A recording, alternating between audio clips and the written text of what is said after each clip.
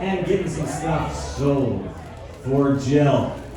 Before our next musical act, I actually was told we have a special speaker who is from the BYU football team, which is kind of exciting to have somebody from the BYU football team here.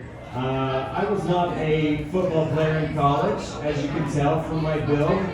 I was a distance runner, ran cross country, which means no one came to any of the meets. But it was still very fun, very fun. One of those experiences where your friends support you after the fact. They were like, "You ran a race today, that's awesome, did you win?"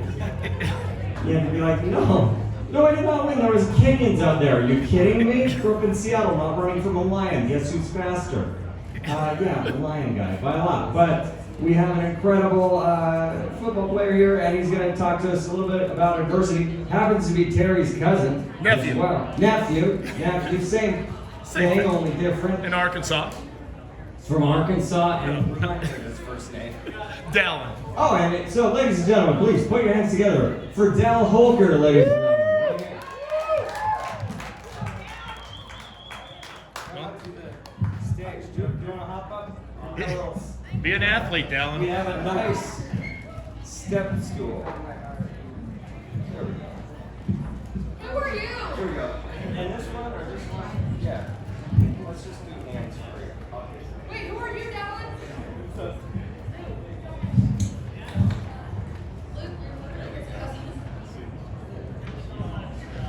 Thank you. So, like I said, Jill's my aunt, and I'm her nephew. But I was serving a mission, and I remember talking to my parents, and they were kind of telling me everything that was happening with Jill and everything that she was going through. And I knew that she was an amazing nurse, and so I knew that she was kind of working around people who had COVID and around those types of things. And so my parents had told me that she had got COVID and she was going through a hard time. The one thing that stuck out to me was how she was loving and serving these patients and these people around her when she knows that there's this disease out there, this COVID. And that stood out to me so much, that she was loving and serving those people around her. And it kind of reminded me of a quote that I really like a lot. And the quote says, "The best way to find yourself is to lose yourself in the service of others." And I think that quote is really awesome, and it reminds me of what Jill was doing. And I know that especially through adversity, when we're going through adversity in our life, when we serve others and look to help them, our burdens will be lifted, and we truly will we'll be happier. During my sophomore year, football, like they say, I love football, and it always has been a huge part of my life. But I can't remember the last time where I wasn't watching a game on a weekend or playing in a game. But my sophomore year, for some reason, I hated it, and so I quit. I didn't want to play football anymore.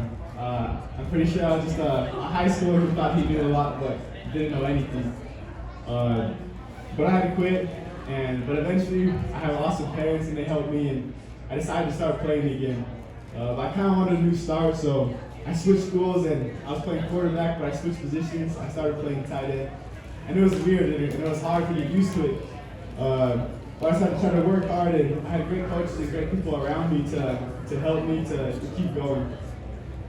So I switched in, and eventually, little by little, we won a state championship, and then I was able to get a scholarship at BYU and play as a freshman, and then go on a mission and be able to play this fall again. But during my freshman year, it was around December, and our coach took us all out to eat, and he had a present for us. And so we opened the presents, and inside the present there was a key. And everybody was super confused. It was like, a key? Like for Christmas you're gonna give us a little key? But we looked on it, and on the other side of the key it had the words fight. And he said, the key to life is the fight. And I love that. I know a lot of people say that we should always just look for adversity and be ready for it. But like all of us here, we're human. It's pretty hard to actually do that. While I was thinking about that, I kind of thought it'd be funny, like, if our adversity that came, if it was like rec. For example, like June 1st to July 1st, we have this adversity.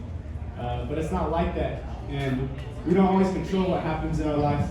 But we can control how how much we fight, we can be better every day and become a little bit stronger. I know that God is watching over Jill. I know that His plan is perfect and that we can learn from our trials and learn and be a little bit better every day. So thank you, Jill, and thank you for listening.